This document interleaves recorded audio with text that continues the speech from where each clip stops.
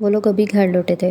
ان کا خیال تھا کہ سبھی سونے جا چکے ہوں گے، مگر یہاں شاہ زیب صاحب کے علاوہ سجاد بھائی، عباس بھائی، ماجی اور دریا سمیت سبھی جاگ رہے تھے۔ السلام علیکم۔ مصطفیٰ کار پارک کرنے رک گیا تھا جبکہ وہ دونوں اندر آ گئی تھیں۔ دونوں نے مشترکہ سلام کیا تھا۔ وعلیکم السلام، سبھی نے جواب دیا تھا۔ لائبہ بھابی دریا کی طرف بڑھیں۔ کیسی ہو دریا تم؟ دریا اٹھ کر ان کے گلے لگ گئی تھی۔ فائن، تم سناؤ، تم کیسی ہو؟ لائبہ اور دریا ہم عمر تھیں۔ اللہ کا شکر ہے۔ دریا نے شہوار کو دیکھا۔ شہوار بھی مسکرائی۔ السلام علیکم۔ وہ بھی بھابی کی طرح اس سے ملنے آگے بڑھی تھی مگر دریا نے ہاتھ بڑھا دیا تھا۔ ہیلو۔ شہوار اپنی جگہ ٹٹک کر جم سی گئی تھی۔ ہیلو۔ پتہ نہیں کسی اور نے غور کیا تھا یا نہیں مگر وہ اپنی جگہ سے ہل بھی نہیں سکی تھی۔ اس نے بھی ہاتھ بڑھا دیا۔ کیسی ہیں آپ دریا؟ اس نے خود کو سنبھالتے ہوئے کہا تو وہ کندھے جھٹکتے پلٹی اور شہوار کو اس کا یہ رویہ بڑا دل کو لگا۔ می فائن۔ تبھی مصطفیٰ بھی آ گیا۔ ہیلو مصطفیٰ، کیسے ہو؟ وہ مصطفیٰ کو دیکھ کر مسکرائی تھی۔ شہوار ایک طرف پلٹ گئی۔ اللہ کا شکر ہے، تم سناؤ، سفر خیریت سے گزرا؟ وہ اسٹائلش سے لباس میں کافی پیاری لگ رہی تھی۔ شہوار اس کو دیکھتے صوفے پہ بیٹھ گئی۔ اوہ نو، سفر کا مت پوچھو، 2 گھنٹے فلائٹ لیٹ تھی، اس نے بے تکلفی سے کہا تھا۔ شہوار نے بغور اس کا جائزہ لیا۔ اس کے لمبے گھنے بال پشت پر تھے جنہیں ہیئر بینڈ میں جکڑا ہوا تھا، تاہم نیچے سے وہ کھلے ہوئے تھے۔ نفاست سے کیا گیا میک اپ، اونچی ہیل اور جدید تراش فراش کا مغربی لباس اور دوپٹہ ضرور لیا ہوا تھا مگر سر ڈھانپنے کا تکلف نہیں کیا گیا تھا۔ ہاں یار، جب میں اور ماں جی دریا کو لینے پہنچے تو وہاں فلائٹ 2 گھنٹے لیٹ تھی۔ اللہ اللہ کر کے فلائٹ آئی، سجاد بھائی نے بھی مصطفیٰ کو بتایا۔ اور سناؤ، وہاں سب ٹھیک ٹھاک ہے نا؟ تایا جان، تائی جان اور باقی لوگ؟ مصطفیٰ سجاد کے ساتھ ہی ٹک گیا تھا۔ یس، ماما پاپا سب ٹھیک ہیں۔ وہ مصطفیٰ اور لائبہ کے پوچھنے پر ایک ایک کر کے سب گھر والوں کی خیریت کی اطلاع دینے لگی تو شہوار وہاں سے اٹھی۔ وہ ابھی تک خاموش تھی۔ شہوار، وہ پلٹی تو عباس بھائی نے پکارا۔ جی بھائی۔ وہ رک گئی تھی۔ اگر زحمت نہ ہو تو چائے مل جائے گی؟ وہ پوچھ رہے تھے۔ جی میں لاتی ہوں، سبھی چائے پئیں گے نا؟ اس نے حاضرین پر نگاہ ڈالی۔ میں تو اپنے کمرے میں جا رہی ہوں، بس تم لوگوں کا انتظار کر رہی تھی۔ ماجی اٹھ کر چلی گئیں تو اس نے باقی سب کو دیکھا۔ ہم نے کھانے کے بعد چائے پی لی تھی، اب طلب نہیں ہے۔ عباس بھائی کو ہی ہر گھنٹے کے بعد چائے کی طلب ہوتی ہے، ویسے بھی اب نیند آ رہی ہے، چائے پی لی تو پھر سویا نہیں جائے گا۔ سجاد بھائی بھی اٹھ گئے تھے۔ آفاق کدھر ہے؟ سو گیا ہے کیا؟ لائبہ بھابی بھی ان کے ساتھ اٹھ گئیں۔ ہاں، ماجی نے سلا دیا تھا۔ وہ دونوں میاں بیوی بھی اپنے کمرے کی طرف چلے گئے تو اس نے دریا کو دیکھا۔ دریا، آپ چائے پئیں گی؟ اس نے دریا سے بھی پوچھ لینا مناسب سمجھا۔ ہاں بالکل، ضرور پیوں گی، اس نے کہا تو وہ پلٹی۔ مصطفیٰ سے بھی پوچھ لیتی، عباس بھائی نے شرارت سے کہا تو وہ مصطفیٰ نے بھی اسے دیکھا تو اس کی نگاہوں میں گرم سا تاثر تھا۔ وہ بے اختیار پلٹ کر کچن کی طرف چلی آئی تھی۔ انا کے ہاں جاتے اور آتے ہوئے تمام وقت اسے مصطفیٰ کی گرم نگاہوں کا احساس اپنے گرد محسوس ہوتا رہا تھا۔ پچھلی سیٹ پر بیٹھے وہ تمام وقت بے چین ہی رہی تھی، اب پھر وہی بے چینی طاری ہونے لگی تھی۔ اس نے تمام خیالات کو جھٹک کر مکمل دھیان سے چائے بنائی تھی۔ بلیک سوٹ، میک اپ اور جیولری کی بدولت وہ آج خود کو بھی کچھ مختلف محسوس کر رہی تھی۔ وہ چائے لے کر آئی تو عباس بھائی، مصطفیٰ اور دریا خوش گپیوں میں مصروف تھے۔ ٹی وی چل رہا تھا۔ اس نے ٹرے ٹیبل پہ رکھی، اس میں 4 کپ تھے۔ ایک کپ عباس بھائی کو تھمایا، دوسرا دریا کو، تیسرا لے کر وہ شش و پنج میں پڑ گئی کہ کیا کرے۔ اس نے نہ چاہتے ہوئے بھی کپ مصطفیٰ کے سامنے کیا تو وہ بغیر متوجہ ہوئے دریا کے ساتھ بات کرتا رہا۔ یہ چائے لے لیں، مجبوراً شہوار کو کہنا پڑا تو وہ مسکرا دیا۔ اچھا، مجھے تو یہ لگا تھا کہ شاید آپ مجھے چائے نہیں پلا رہی۔ طنزیہ انداز تھا۔ شہوار نے لب بھینچ لیے۔ مصطفیٰ نے مسکرا کر کپ تھام لیا تھا۔ شہوار کا دل جل کر راکھ ہونے لگا۔ تو پھر کیسا فیل کر رہی ہو تم دریا یہاں پاکستان آ کر؟ مصطفیٰ نے دریا سے پوچھا۔ شہوار اپنا کپ لے کر ایک طرف آ بیٹھی۔ اس کا ارادہ صرف چائے ختم کرنے تک یہاں رکنے کا تھا۔ لاسٹ ٹائم میں عباس بھائی کی شادی پہ آئی تھی اور اب آئی ہوں، ابھی یہاں کچھ وقت گزار لوں، رہ لوں، پھر ہی کوئی حتمی رائے دے سکوں گی۔ اوکے، گڈ لک، مصطفیٰ نے کہا تو وہ مسکرا دی۔ شہوار تو غیر محسوس انداز لیے دریا کو ہی دیکھ رہی تھی۔ اس کی مسکراہٹ دیکھ کر چونکی۔ دریا کی مسکراہٹ بہت خوبصورت تھی۔ اس کی خوبصورتی اس کے وجود سے پھوٹی پڑ رہی تھی۔ اس کے بال، بات کرنے کا سٹائل، خوبصورت سراپا اور لباس، ہر چیز اسے بہت مایہ کر رہی تھی۔ وہ چائے کے گھونٹ بھرتی مسلسل اسے دیکھے جا رہی تھی۔ مصطفیٰ اور وہ دونوں باتیں کر رہے تھے۔ دریا کو گفتگو میں کمال حاصل تھا، اس کا نالج کمال کا تھا۔ وہ مصطفیٰ اور عباس بھائی سے بڑے پرسکون انداز میں بات کر رہی تھی۔ اوکے جی، اب ہم بھی چلتے ہیں۔ عباس بھائی چائے ختم کر کے ہی اٹھ کھڑے ہوئے تھے۔ وہ چلے گئے تو شہوار کو بھی اب بیٹھنا مناسب نہ لگا، ویسے بھی تھکن محسوس ہو رہی تھی اور ابھی عشاء کی نماز بھی ادا کرنی تھی۔ مصطفیٰ اور دریا بھی چائے ختم کر چکے تھے۔ اس نے خاموشی سے ان دونوں کے آگے سے خالی کپ اٹھا لیے۔ چاروں کپ ٹرے میں رکھ کر وہ وہاں سے نکلی تو دریا کی آواز پہ رک گئی۔ شہوار کو دیکھ کر مجھے بڑی حیرت ہو رہی ہے، اور سب سے بڑی حیرت مجھے تب ہوئی جب میں نے تمہارے اور اس کے نکاح کے بارے میں سنا تھا، وہ کہہ رہی تھی۔ کیوں، تمہیں کیوں حیرت ہوئی؟ مصطفیٰ پوچھ رہا تھا۔ کتنی دقیانوسی ہے یہ لڑکی، نہ ہی بات کرنے کا فن آتا ہے اور نہ ہی پہننے اوڑھنے کا طریقہ۔ تم خود اتنا ماڈ ہو، تم نے اس سے نکاح کیسے قبول کر لیا؟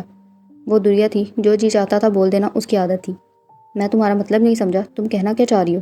مصطفیٰ پوچھ رہا تھا۔ کہاں تم اور کہاں وہ ملازمہ کی بیٹی؟ اب بھی اسے دیکھ کر مجھے حیرت ہو رہی ہے، نہ جانے چچا اور چچی نے اس میں ایسا کیا دیکھ لیا جو اتنا بڑا فیصلہ کر لیا۔ خاندان تک کا تو پتہ نہیں، دنیا بہت تنگ دلی سے کہہ رہی تھی۔ شہوار کو لگا کہ وہ ابھی یہاں گر جائے گی۔ وہ کسی ایسی ہی صورتحال سے ڈرتی اور زندگی اسے اسی موڑ پہ لے آئی تھی جس سے وہ خوفزدہ تھی۔ وہ مزید ایک لفظ بھی سنے بغیر وہاں سے نکلی تھی۔ ٹرے سنک میں رکھ کر وہ اپنے کمرے میں آ گئی تھی۔ آنکھوں سے بے اختیار کم مائیگی کے آنسو بہنا شروع ہو گئے تھے۔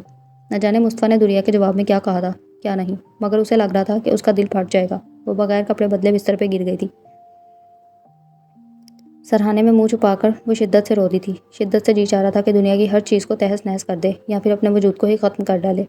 اتنی ذلت، اسے لگا کہ جیسے اس کا دماغ پھٹ جائے گا۔ وہ رو رہی تھی جب دروازے پہ دستک ہوئی۔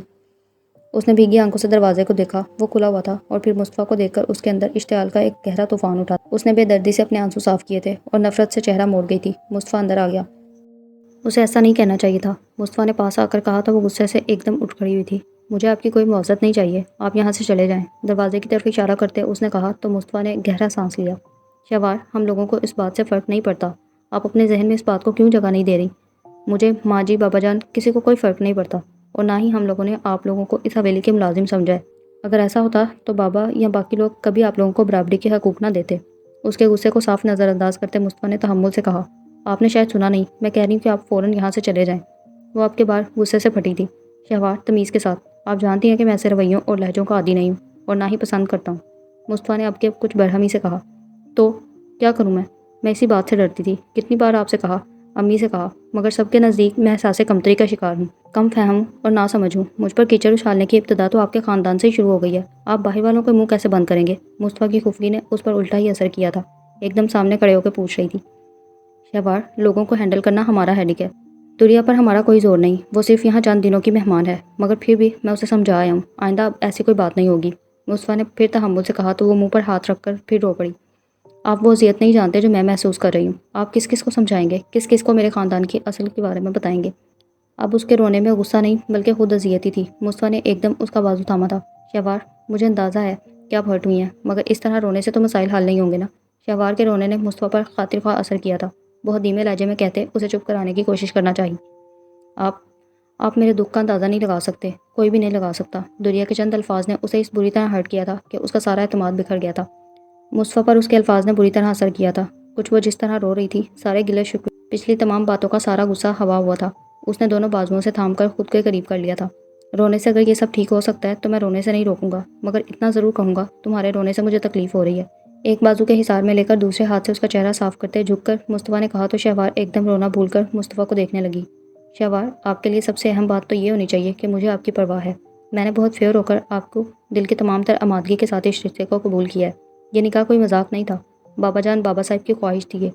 مصطفیٰ نے کہا تو وہ لب بھینچ گئی اور مصطفیٰ کے بازوؤں کو ہٹا کر پیچھے ہٹ گئی۔ وہ مصطفیٰ کی طرف سے پشت کیے کھڑی تھی۔ مصطفیٰ نے اس کے پلٹتے وجود کو دیکھا، دوپٹہ کندھے پہ تھا، بالوں کی آبشار پشت پہ تھی۔ بلیک لباس میں وہ آج سارا وقت نگاہ کو اتنی اچھی لگتی رہی کہ وہ اس سے لاکھ خفا ہونے کے باوجود گاہے بگاہے دیکھتا رہا تھا، اور اب مصطفیٰ نے آگے بڑھ کر اس کا رخ اپنی طرف پلٹ دیا۔ آپ جائیں یہاں سے۔ وہ مصطفیٰ کی موجودگی سے اب ایک دم ہراساں ہو گئی تھی، آنکھوں میں ایک دم خوف سمٹ آیا تھا، اوپر سے مصطفیٰ کی آنکھوں کے تاثرات اور رات کے اس پہر کی خاموشی، پر اسراریت، وہ ڈر سے گئی تھی۔ اس نے پیچھے ہٹنا چاہا کہ مصطفیٰ کی گرفت سخت ہو گئی۔ آپ جائیں پلیز۔ خوف اس کی آنکھوں میں پھیل گیا تھا، زبان لڑکھڑا سے گئی تھی۔ اگر نہ جاؤں تو؟ اس کی طرف دیکھتے مصطفیٰ نے سنجیدگی سے کہا تو وہ اور ڈر گئی۔ مصطفیٰ پلیز مجھے چھوڑیں۔ وہ روحان سے ہو گئی تھی۔ مصطفیٰ نے ایک پل کو دیکھا اور پھر اس کے کندھے سے اپنے بازو کا حصار ہٹا لیا تھا۔ اس رشتے کو قبول کرنا سیکھو شہوار، لوگوں کی پرواہ کرنا چھوڑ دو، مصطفیٰ نے نرمی سے کہا تو شہوار نے اسے دیکھا۔ کہنا بہت آسان ہے اور عمل کرنا بہت مشکل۔ لوگ جب قدم قدم پر روک کر مجھے میری کم مائیگی، کم نسبتی اور لاوارثی کا احساس دلائیں گے تو پھر احساس کمتری ہی پیدا ہوگا۔ آپ میرے جذبات و احساسات کبھی نہیں سمجھ پائیں گے کہ آپ لوگوں نے وہ طنز نہیں سہے جو میں نے سہے ہیں، وہ اذیت نہیں دیکھی جو میں نے جھیلی۔ آپ تو ایک اعلیٰ خاندان، حسب و نسب کا نشان لے کر دنیا میں آئے تھے، اور مجھے ایسی نصیحتیں مت کیا کریں کہ میں اس وقت ادھر ہوں تو میری مجبوری ہے، اور میری مجبوری کو میری زندگی کا توق مت بنائیں۔ وہ زہر سے بھی زیادہ کڑوی تھی، یا پھر دنیا کی باتوں نے بننے پر مجبور کر دیا تھا۔ جو بھی تھا، اس وقت مصطفیٰ کی یہ پیش رفت اسے نہ پگھلا سکی تھی۔ شہوار، اپنے رویے میں لچک پیدا کرو ورنہ زندگی بہت مشکل ہو جائے گی۔ اس کے الفاظ پر مصطفیٰ نے سختی سے کہا تھا۔ جو جھیل رہی ہوں یہ بھی کوئی آسان زندگی نہیں ہے۔ مصطفیٰ نے سختی سے لب بھینچ لیے۔ میں نے شاید اس کمرے میں آ کر بہت بڑی غلطی کی ہے، مصطفیٰ نے کہا تو زہر خوند ہوئی۔ بڑی دیر بعد احساس ہوا آپ کو، وہ تمسکرانہ انداز میں بولی تھی۔ شہوار، اس رشتے کو اپنے لیے اتنا مشکل مت بناؤ کہ واپس پلٹنا پڑے تو کوئی راستہ دکھائی نہ دے۔ میں آج سب کچھ بھلا کر یہاں آیا تھا، یہ سوچ کر کہ دنیا کی باتوں نے تمہارے دل کو ہرٹ کیا ہے، تم پریشان ہوگی، مگر مصطفیٰ نے سختی سے لب بھینچ لیے۔ ایک دو پل شہوار کو دیکھا، وہ بے تاثر چہرہ لیے کھڑی رہی تھی۔ مصطفیٰ اس پر ایک نگاہ ڈالتا تیزی سے کمرے سے نکلتا چلا گیا تھا۔ رات کے پروگرام ہونے کی وجہ سے سبھی جاگتے رہے تھے۔ کچھ لوگ رسم کے بعد ہی واپس روانہ ہو گئے تھے اور کچھ لوگ ڈھولک کی محفل میں بھی شامل ہوئے تھے، جبکہ مرد حضرات کی علیحدہ گیدرنگ رہی تھی۔ فجر کے وقت یہ شور ہنگامہ سرد پڑا تو جس کو جہاں جگہ ملی جا پڑا، اور رات لیٹ سونے کی وجہ سے صبح 10 بجے سے پہلے کوئی بھی نہیں اٹھا تھا۔ صبوحی بیگم البتہ جلدی اٹھ گئی تھیں۔ 11 بجے کے قریب باقی لوگوں نے بھی اٹھنا شروع کر دیا تو صبوحی بیگم کچن میں چلی آئیں۔ کافی مہمان تھے اور ناشتے کا بندوبست گھر پر ہی کرنا تھا۔ آج کے دن کوئی فنکشن نہیں تھا، لیکن اگلے دن بارات تھی۔ انہوں نے ملازمہ کو بھیج کر انا کو بھی کچن میں بلوا لیا تھا۔ شادی کے سلسلے میں رکھی جانے والی 2-3 کام والیوں کی مدد سے گھنٹے ڈیڑھ میں حلوہ پوری کا ناشتہ ریڈی ہو گیا تھا۔ البتہ پوریاں ساتھ ساتھ تل کر بھیجی جا رہی تھیں۔ صبوحی بیگم انا کو کچن میں بھیج کر خود مہمانوں کو دیکھنے چلی گئی تھیں۔ ولید کچن میں داخل ہوا تو انا مصروف دکھائی دی تھی۔ اتنی محنت کرنے کی کیا ضرورت تھی، بازار سے ریڈی میڈ منگوا لیتے۔ فریج سے جوس نکالتے ولید نے کہا تو انا نے چونک کر اسے دیکھا۔ وہ چھوٹے چھوٹے پیڑے بنا رہی تھی، جبکہ باقی سب بیلنے اور تلنے میں لگی ہوئی تھیں۔ بیگم صاحبہ نے کہا تھا کہ حلوہ پوری کا ناشتہ گھر پر ہی ریڈی کریں، سغرا نے جواب دیا تھا، جبکہ انا ولید کی طرف سے رخ پھیر کر کھڑی ہو گئی تھی، جبکہ ولید کا انداز نارمل ہی تھا۔ آپ بھی ناشتہ کریں گے صاحب؟ دوسری کام والی نے پوریاں ٹرے میں نکالتے پوچھا۔ ہاں ناشتہ تو کروں گا، مگر اپنے کمرے میں۔ جوس گلاس میں ڈیل کر گھونٹ گھونٹ پیتے ولید نے انا کو بھی دیکھا۔ وہ رخ موڑے کھڑی تھی، وہ اس کے سامنے آ رکا۔ روشی کی طرح اٹھنے کے بعد اسے ابھی تک روشی دکھائی نہیں دی تھی، سو پوچھنے لگا۔ میرے کمرے میں سو رہی تھی، انا نے جواب دیا۔ وہ اٹھے تو کہنا میرے کمرے میں آئے، مجھے اس سے بات کرنی ہے۔ کہہ دوں گی، اس نے کہہ کر سغرا کو دیکھا۔ جاؤ باہر پتہ کرو اور کون کون ناشتہ کرنے سے رہ گیا ہے، یہ کام مکمل ہو تو اور بھی کچھ کرنا ہے پھر۔ جی اچھا، میں ابھی پتہ کر کے آتی ہوں۔ وہ فوراً باہر نکلی۔ میں روشی کو اٹھا کے بھیجتی ہوں۔ ولید کو ادھر ہی جمے دیکھ کر اس نے وہاں سے ہٹنا چاہا۔ روشی نے بھی ابھی ناشتہ کرنا ہوگا، ایسا کرو تم ناشتہ لے کر آؤ، میں خود اسے اٹھا لیتا ہوں۔ جوس ختم کرتے خالی گلاس اسے تھماتے وہ کہہ کر باہر نکل گیا تھا۔ انا نے لاشعوری طور پر اسے باہر نکلتے دیکھا۔ ماشاءاللہ، آپ دونوں کی جوڑی تو بہت شاندار ہے، ایک کام والی نے کہا تو وہ ٹھٹک گئی اور گلاس لیب پہ رکھ دیا۔ میرا خیال ہے بہت ہو گئی ہیں پوریاں، باقی رہنے دو، اور پھر جو بھی ناشتہ مانگے تو ساتھ ساتھ ریڈی کر کے بھیج دینا۔ کام والی کو کہہ کر وہ ٹرے میں ناشتہ لگانے لگی۔ چائے بھی تیار تھی، اس نے وہ بھی رکھ دی۔ ٹرے لے کر وہ اپنے کمرے کی طرف آ گئی۔ کمرے میں داخل ہوئی تو ولید اور روشی بیٹھے باتیں کر رہے تھے۔ روشی کی آنکھوں میں آنسو تھے، وہ دیکھ کر ٹھٹکی۔ کیا ہوا، رو کیوں رہی ہو؟ ٹرے بستر پر رکھتے وہ ایک دم پریشان ہو گئی تھی۔ کچھ نہیں، وہ کہہ کر باتھ روم میں چلی گئی۔ انا نے پریشانی سے ولید کو دیکھا جو بہت سنجیدہ لگ رہا تھا۔ کیا ہوا روشی کو؟ ولید نے اسے دیکھا اور پھر سر رکھتے مسکرا دیا۔ کچھ نہیں ہوا، بس ویسے ہی شادی کے حوالے سے جذباتی ہو رہی تھی۔ اوہ، ولید کے جواب پر اس نے گہرا سانس لیا۔ آپ ناشتہ شروع کریں، روشی بھی آ جاتی ہے۔ ٹرے ولید کے سامنے کرتے اس نے کہا۔ تم ناشتہ کر چکی ہو؟ ولید نے پوچھا تو وہ ٹھٹکی۔ نہیں، ابھی کرتی ہوں۔ تو پھر آ جاؤ، اچھا خاصا ناشتہ ہے، ہم تینوں کے لیے کافی ہے، ولید نے کہا تو وہ ولید کو دیکھنے لگی۔ ولید کا انداز بہت نارمل تھا، جبکہ وہ اس کے نام کی انگوٹھی پہننے کے بعد مسلسل اس کے سامنے سے بچ رہی تھی۔ شرم و جھجک علیحدہ، اور ولید اتنا پرسکون تھا جیسے کل ان دونوں کے درمیان کوئی رشتہ طے پایا ہی نہ ہو، جبکہ وہ اس کے چہرے پر کچھ اور دیکھنا چاہتی تھی، اپنے نام سے متعلقہ جذبات اور شاید اس رشتے سے متعلقہ احساسات۔ جبکہ کیا بات ہے، موڈ نہیں ناشتہ کرنے کا؟ اسے اسی طرح سوچ و بچار میں دیکھ کر ولید نے ٹوکا تو وہ ایک دم سنجیدہ ہو کر نفی میں سر ہلا گئی۔ ولید کے رویے پر اس کا دل بجھ گیا تھا۔ ولید اس رشتے کے بعد بھی اتنے نارمل کیوں ہیں؟ یہ سوال اس کے اندر سر پٹکنے لگا تھا۔ نہیں، ابھی موڈ نہیں ہے، میں بعد میں کر لوں گی، وہ سنجیدگی سے کہہ کر پلٹی۔ بعد میں کب؟ 12 تو بج رہے ہیں، پھر لنچ ٹائم ہو جائے گا، ولید نے کہا تو روشی بھی منہ ہاتھ دھو کر باہر آ گئی تھی۔ آ جاؤ، ابھی تو ہمارے ساتھ کر لو گی، بعد میں ادھر ادھر کے کاموں میں لگ تو سب گول ہو جائے گا، روشی نے بھی کہا تو وہ خاموشی سے اس کے ساتھ بستر پہ آ بیٹھی۔ ناشتہ کرتے ہوئے وہ خاموشی تھی، جبکہ ولید اور روشی رات والے فنکشن کو ہی ڈسکس کر رہے تھے۔ کیا بات ہے، طبیعت ٹھیک ہے تمہاری؟ اسے بالکل خاموش دیکھ کر روشی نے پوچھا تو ولید نے بغور دیکھا۔ کیوں، کیا ہوا ہے مجھے؟ اس نے چونک کر سنجیدگی سے روشی کو دیکھا۔ بہت خاموش ہو نا، تو پھر اپنے لیے کپ میں چائے نکالتے اس نے کہا تو روشی نے الجھ کر ولید کو دیکھا۔ وہ کندھے اچکا گیا۔ ویسے ہی پوچھ رہی ہوں، صبح صبح مزاج برہم کیوں ہے؟ کوئی برہم نہیں ہے مزاج میرا، سنجیدگی سے کہہ کر نیپکن سے ہاتھ صاف کرتے وہ اٹھ کھڑی ہوئی تھی۔ کسی اور چیز کی ضرورت ہے کیا؟ دونوں سے پوچھا تو روشی نے نفی میں سر ہلا دیا۔ نہیں، میں چلتی ہوں، ماما کوئی کام بھی کہہ رہی تھی۔ ناشتہ کر لو تو سغرا آ کر برتن لے جائے گی، تم خود کچن میں نہیں آنا، اوکے؟ وہ روشی کو کہہ کر کمرے سے نکل آئی تھی۔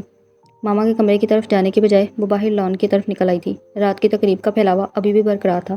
وہ ایک طرف کرسی پہ آ بیٹھی تھی۔ اس کے اندر ایک دم بہت حبس سا ہونے لگا تھا۔ وہ گہرے گہرے سانس لینے لگی۔ ولید کیا مجھے ناپسند کرتا ہے؟ اس کے اندر سوالات کی ایک یلغار تھی۔ ولید کا رویہ ایسا کیوں ہے؟ اس کی آنکھوں میں ایک دم پانی سمٹ آیا۔ وہ اس رشتے کو ویسے ہی کیوں نہیں لے رہا جیسے میں لے رہی ہوں؟ کیا ماموں نے اس کے ساتھ زبردستی کی ہے؟ اگر ایسی بات ہوتی تو روشی مجھے بتاتی تو صحیح۔ سوچوں اور اوہام کا ایک طوفان تھا جو امڑتا چلا آ رہا تھا۔ اس نے سر تھام لیا۔ کیا یہ خوشی، یہ لمحے صرف وقتی تھے؟ کیا مجھے خوش ہونے کا کوئی حق نہیں؟ ہاتھ میں پہنی ہوئی رنگ کو دیکھتے اس کی آنکھیں آنسوؤں سے بھر چکی تھیں۔ ولید کا رویہ ایسا کیوں ہے؟ میں روشی سے ضرور پوچھوں گی، ورنہ یہ زبردستی کا تعلق مجھے قبول نہیں۔ رخساروں پر پھیلانے والے آنسوؤں کو صاف کرتے اس نے دل میں ارادہ باندھ لیا تھا۔ وہ ابھی آفس سے لوٹی تھی جب دروازے پہ دستک ہوئی۔ وہ کپڑے چینج کر رہی تھی جب ثریا بیگم کی آواز آئی، رابعہ تمہاری مہمان آئی ہے۔ وہ حیران ہوئی تھی۔ وہ کمرے سے باہر آئی تو برآمدے میں پلاسٹک کی کرسیوں پر امی اور بھابی جان کے ساتھ وہ عادلہ کو دیکھ کر ٹھٹک گئی۔ آپ؟ وہ حیرت سے گنگ تھی۔ ہیلو، کیسی ہو؟ عادلہ بھی اسے دیکھ کر مسکرائی۔ اس کے چہرے کے تاثرات ایک دم کشیدہ ہوئے تھے۔ جی فرمائیے۔ اس کے لہجے میں بھی تلخی تھی، جبکہ امی اور بھابی عادلہ کی ظاہری شخصیت اور ماڈ سٹائل کو دیکھ کر متاثر ہو چکی تھیں۔ رابعہ ان کو اندر بیٹھک میں لے جاؤ، میں کچھ پینے کو بھیجتی ہوں، بھابی نے اٹھتے ہوئے کہا تو وہ قصداً مسکرائی۔ ہاں کیوں نہیں، ہم ادھر ہی چل کے بیٹھتے ہیں، عادلہ نے بھی اٹھتے ہوئے کہا تو مجبوراً اسے عادلہ کی بیٹھک تک رہنمائی کرنا پڑی۔ جی فرمائیے، کیسے آنے کی زحمت کی؟ عادلہ ایک طرف پڑے صوفے پہ بیٹھ چکی تھی، جبکہ رابعہ کے تاثرات ناخوشگوار تھے۔ تم بیٹھو گی تو ہم بات کریں گے اور فرمائیں گے بھی، کیا خیال ہے؟ عادلہ نے کہا تو اس نے اسے دیکھا۔ میرے اور آپ کے درمیان ایسے کوئی خاص تعلقات نہیں ہیں کہ آپ میرے گھر تک آنے کی زحمت گوارا کریں، اور نہ ہی دوستی جیسا تعلق ہے کہ میں دوست سمجھ کر گفت و شنید شروع کروں۔ آپ اپنے آنے کا مقصد واضح کریں پلیز۔ رابعہ کے انداز میں فرق نہیں آیا تھا۔ عادلہ نے اسے گھورا۔ سوچ لو، مجھ سے بات کرو گی تو تمہارا ہی فائدہ ہوگا، اس نے کہا تو رابعہ نے چونک کر اسے دیکھا۔ اسے عادلہ کے تاثرات ناقابل فہم لگے تھے۔ بیٹھو، آرام و سکون سے بات کرنے میں کوئی حرج نہیں۔ عباس اور اس کی فیملی کے ساتھ ہمارے تعلقات کی خرابی کا سبب تم نہیں جانتی۔ تم اس کے آفس میں ایک اہم پوسٹ پر ہو۔ اس سے پہلے ہماری جو بھی ملاقات ہوئی، میں اپنے ان تمام رویوں پر شرمندہ ہوں، اس لیے تم سے معافی مانگنے آئی ہوں۔ ان کے آفس آتی تو اچھا نہ لگتا، سو کسی نہ کسی طرح تمہارے گھر تک تمہارا پیچھا کرتے مجھے یہاں تک آنا پڑا۔ عادلہ کا انداز ایسا تھا کہ وہ ازحد حیران ہوئی۔ آپ بھلا مجھ سے کیوں معافی مانگنا چاہ رہی تھی؟ وہ مشکوک تھی۔ میری تم سے کوئی ذاتی دشمنی نہیں تھی، بس اتفاقیہ طور پر عباس کا غصہ تم پہ نکالتی رہی۔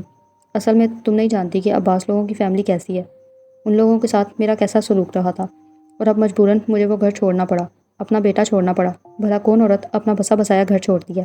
اور وہ لوگ اتنے ظالم ہیں کہ مجھ سے میرے چند سال کے بیٹے کو بھی ملنے نہیں دیتے۔ ترس گئی ہوں میں اس کی شکل دیکھنے کو۔ عادلہ اب رونا شروع ہو گئی تھی۔ رابعہ نے مشکوک نظروں سے اسے دیکھا، ایک دم گھبرا کر آگے بڑھی۔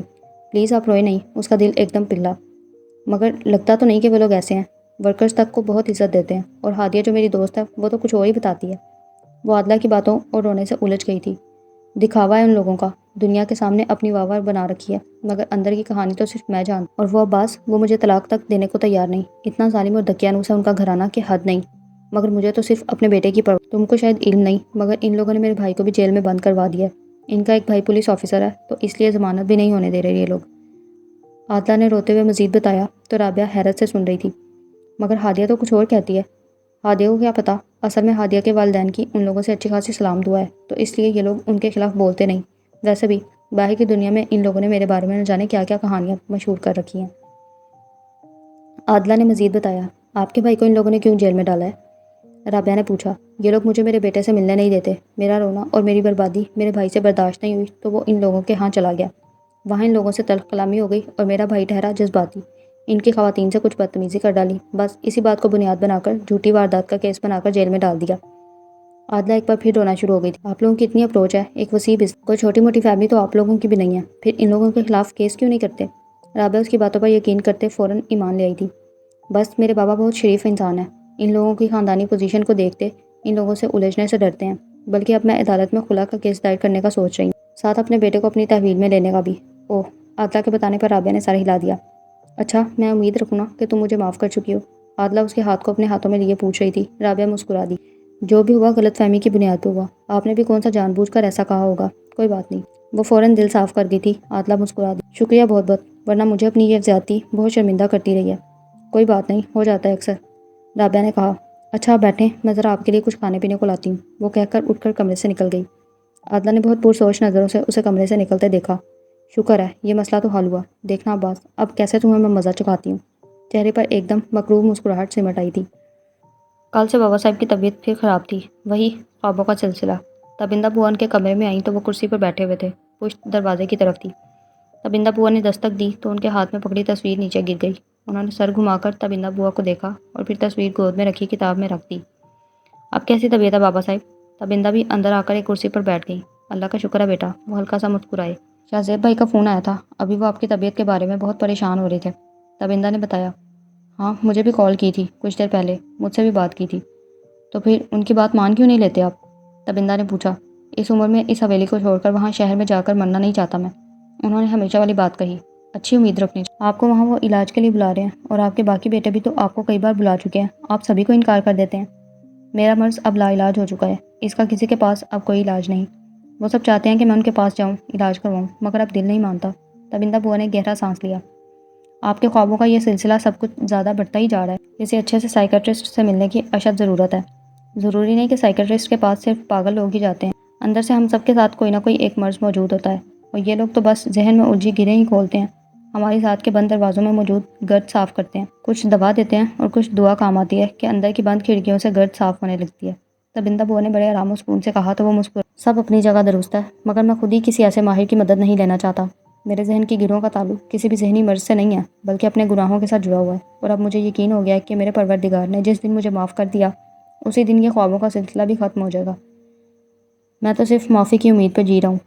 ان کی آنکھوں میں آنسو آ گئے تھے۔ تبندہ بوا نے لب دانتوں تلے دبا لیے۔ ان کا جی چاہا کہ ان سے صاف کہہ دیں وہ ایک بار ان پہ اعتبار کریں، ان کے ہر خواب کا سبب بتائیں گی پھر، مگر انہوں نے لب سختی سے دانتوں تلے دبائے رکھے کہ مبادہ جذبات میں آ کر کچھ کہہ دیں اور پھر ساری عمر کی محنت اکارت ہو جائے۔ شہوار بیٹی کیسی ہے؟ بات ہوئی اس سے؟ انہوں نے پوچھا تو تبندہ بوا نے گہرا سانس لیا۔ جی اس سے بھی آج بات ہوئی تھی، ہمیشہ کی طرح خفا اور ناراض، مگر اللہ کا شکر ہے کہ کالج جا رہی ہے۔ اور ہاں یاد آیا، نواز بھائی کی بیٹی دریا پاکستان آئی ہوئی ہے، شاہزیب صاحب کی ہاں ہی ٹھہری ہوئی ہے۔ ہاں شاہزیب نے مجھے آج بتایا تھا، کہہ رہا تھا کہ چند دن میں کچھ وقت نکال کر وہ دریا اور شہوار کو لے کر آئے گا، شہوار بھی تم سے مل لے گی اور دریا بھی ہم سے۔ یہ تو اچھی بات ہے۔ شہوار اور مصطفیٰ کے نکاح میں شہر سے مصطفیٰ کے کچھ مہمان آئے تھے، ان میں سے ایک لڑکا تھا ولید۔ اسے دیکھ کر بڑی اپنائیت کا احساس ہوا۔ تم ان لوگوں سے ملی تھی کیا؟ بابا صاحب کے ذہن میں ابھی بھی ایک تشبیہ تھی جو روز انہیں سونے سے جگا دیتی تھی۔ انہوں نے تبندہ سے پوچھا۔ نہیں میرا ان مہمانوں سے ملنا نہیں ہوا، ہاں لڑکیوں کو دیکھا تھا، وہ بھی سرسری، بس آتے جاتے نظر پڑ گئی تھی۔ شہوار کی دوست انا بھی ان کے ساتھ ہی تھی، ایک اور دوسری اس کی کزن تھی کوئی، بس انا کو نکاح کے وقت دیکھا تھا، دوسری بچی کو کام ہی دیکھا ہے، صرف ایک بار، وہ بھی میں کام میں مصروف رہی تھی کہ باقاعدہ ان لوگوں سے تعارف نہیں ہو سکا، اور لڑکے دونوں باہر کی طرف تھے، نکاح کے وقت اندر آئے تھے مگر میں شہوار کے پاس تھی تب۔ تبندہ بوا نے تفصیل سے بتایا۔ میری ان دونوں لڑکوں سے ملاقات ہوئی تھی، اچھے خاندان کے تھے، دونوں لڑکے اپنا کاروبار کر رہے ہیں، مصطفیٰ کے دوست بھی تھے اور لڑکی انا کی دوست تھی، اتفاقاً دونوں کو یہیں آ کر پتہ چلا تھا۔ لائبہ نے مجھے بتایا تھا کہ شہوار نے تو نکاح پر انا کو نہیں بلایا تھا، وہ لوگ مصطفیٰ کی طرف سے ہی آئے تھے۔ بڑا دل چاہتا ہے کہ میں ان دونوں بچوں سے دوبارہ ملوں، بابا صاحب نے کہا تو تبندہ بوا نے حیران ہو کر دیکھا، ان کے لہجے میں حسرت بھی تھی۔ یہ تو کوئی مشکل بات۔ شہوار بتا رہی تھی کہ ان میں سے ایک کی شادی ہو رہی ہے، کل وہ لائبہ اور مصطفیٰ کے ساتھ ان کے ہاں گئی ہوئی تھی، صبح بارات ہے ان کی۔ اچھا مصطفیٰ سے بھی کافی دن ہو گئے ہیں، کوئی بات ہی نہیں ہوئی؟ اچھا تبندہ بیٹا ایک کام کرنا، تم صبح شہر فون کر کے شاہزیب کو کہنا کہ وہ مجھے کال کرے۔ جی کہہ دوں گی، بابا صاحب کے کہنے پر انہوں نے حامی بھر لی تھی، اور شاہزیب مصطفیٰ اور شہوار کی شادی کا بھی کہہ رہا تھا۔ بابا صاحب نے کہا تو تبندہ بوا نے ایک گہرا سانس لیا۔ یہ بات تو ان سے بھی کی تھی انہوں نے، مگر وہ شہوار کے مزاج کو دیکھ کر سوچ میں پڑ گئی تھی کہ کیا کریں۔ میری اپنی خواہش ہے کہ جلد از جلد اس ذمہ داری سے فارغ ہو جاؤں، مگر شہوار کی تعلیم کو بھی دیکھنا پڑ رہا ہے مجھے، انہوں نے کہا تو بابا صاحب نے سر ہلا دیا۔ تعلیم تو ساتھ ساتھ بھی چلتی رہے گی، شاہزیب کی خواہش ہے کہ نکاح ہو چکا ہے، اب معاملے کو لٹکانا نہیں چاہیے، بس رخصتی کر دیں، پڑھائی تو ساتھ ساتھ ہوتی رہے گی۔ مصطفیٰ سمجھدار بچہ ہے، وہ تعلیم کی اہمیت جانتا ہے، انکار نہیں کرے گا۔ چلے میں شہوار سے بات کروں گی، دیکھتے ہیں وہ کیا کہتی ہے۔ ہاں بات کر لیں، پھر میں شاہزیب کو ہاں کہہ دوں گا۔ جی ٹھیک ہے، میں اب نماز پڑھ لوں۔ بابا صاحب اپنے دھیان سے اٹھے تو گود میں رکھی کتاب نیچے قالین پہ گر گئی، اور کتاب میں رکھی تصویر تبندہ بوا کے قدموں میں گری تھی۔ تصویر الٹی گری تھی، بابا صاحب ساکت سے ہو گئے تھے، انہوں نے ابھی تصویر اٹھانے کے لیے جھکنا ہی چاہا تھا کہ تبندہ بوا نے تصویر اٹھا لی۔ ابھی وہ تصویر کا رخ اپنی طرف کر رہی تھی کہ بابا صاحب نے ہاتھ بڑھا دیا۔ یہ مجھے دے دیں، آپ کے کام کی نہیں ہے، ان کا انداز تیزی لیے ہوئے تھا۔ تبندہ بوا نے تصویر کو دیکھا اور پھر بابا صاحب کو، انہوں نے تصویر بابا صاحب کو تھما دی اور پھر کتاب بھی، انہوں نے تصویر کتاب میں رکھ۔ تبندہ بوا نے کچھ کہنا چاہا مگر پھر کچھ سوچ کر چپ ہو گئیں۔ میں بھی نماز پڑھ لوں، وہ اٹھ کھڑی ہوئی تھی۔ تبندہ آپ ایسا کرنا کہ شاہزیب کو فون پر اطلاع دے دیں کہ میں صبح ڈرائیور کے ساتھ شہر آ رہا ہوں، مجھے وہاں کسی ڈاکٹر کے پاس نہیں جانا، سو مجھے مجبور نہ کریں۔ ہاں بس ملنے جاؤں گا۔ تبندہ بوا نے حیران ہو کر ان کے فوری فیصلے کو سنا۔ اس قدر اچانک فیصلے کی کوئی خاص وجہ؟ وہ حیران تھی کہ کہاں وہ جانے پر راضی ہی نہیں تھے اور اب وہ فوری طور پر جانے کے لیے تیار تھے۔ نہیں بس میں موسم کی تبدیلی دیکھنے جا رہا ہوں، پھر زمین وغیرہ کے سلسلے میں شاہزیب سے کچھ بات چیت بھی کرنی ہے۔ آپ بھی چلو گے ہمارے ساتھ؟ انہوں نے بتا کر پوچھا۔ اگر ہم دونوں ہی چلیں گے تو پھر حویلی کی خیر خبر کون رکھے گا؟ آپ چلے جائیں، میں پھر کبھی چلی جاؤں گی۔ ٹھیک ہے جیسے آپ کی مرضی، بابا صاحب سر ہلا کے آگے بڑھ گئے۔